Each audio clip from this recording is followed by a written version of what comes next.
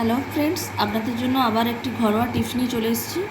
বোতল কিন্তু আমাদের খুবই নোংরা হয় জল ভরে রাখার কারণে, আর কলের শ্যাওলা আয়রন থাকলে আমাদের কিন্তু বোতলের তলাতে প্রচণ্ড নোংরা জমে যায়। তো আমি দেখাবো ঘরোয়া পদ্ধতিতে কিভাবে বোতলকে পরিষ্কার করবেন আপনারা।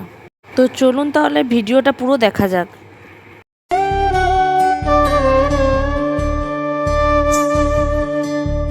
তো এই দেখুন, আমি দুটো বোতল নিয়ে নিয়েছি। বোতলগুলো কিন্তু প্রচণ্ড নোংরা হয়েছে জল খাওয়ার কারণে। তো আমি বোতলগুলো কিভাবে পরিষ্কার করি সেটা আপনাদেরকে আমি দেখাবো। তো একটা পাত্রে আমি হালকা কুসুম জল নিয়ে নিয়েছি। এরপর আমি এক টুকরো লেবু নিয়েছি, বেকিং সোডা নিয়েছি। এরপর আমি একটি কাঁচি নিয়ে লেবুর খোসাটিকে টুকরো টুকরো করে কেটে নিচ্ছি। লেবুর না নিলেও হবে, লেবুর যে খোসাগুলি থাকে ওইটা নিলেও কিন্তু আপনাদের এটা কাজ হবে।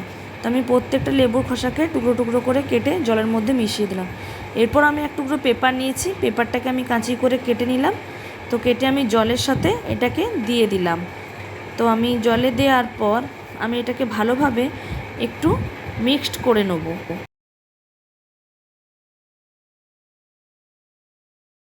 এরপর আমি লেবুটিকে আর বেকিং সোডাটাকে দিয়ে একটু মিশিয়ে নেব।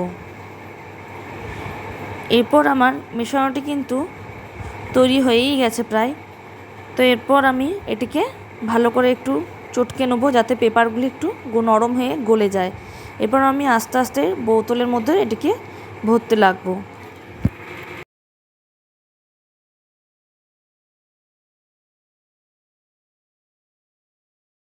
আমি এবার বোতলটাকে একটু ভালো করে জলটার মধ্যে নাড়িয়ে নিলাম যাতে পুরো বোতলটাতে আমার হয়ে যায়। এরপর আমি আরেকটি বোতল নিয়েছি, এটা কিন্তু বাচ্চাদের বোতল। এটাতে আপনারা অল্প পরিমাণে একটু টুথপেস্ট দেবেন।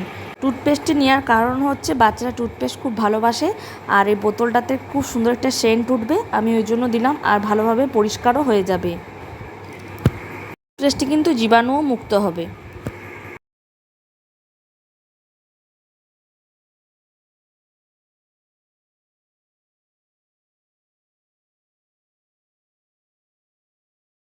তো এই দেখুন, আমার কিন্তু এটা 5 মিনিট বোতলটা রাখা হয়ে গেছিলো। এরপর আমি পরিষ্কার জল দিয়ে আমি ভালো করে দুটো বোতলকে ধুয়ে নিচ্ছি।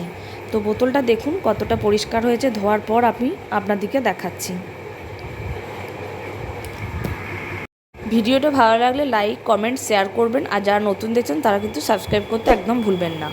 আর দেখা হচ্ছে নেক্সট ভিডিওতে।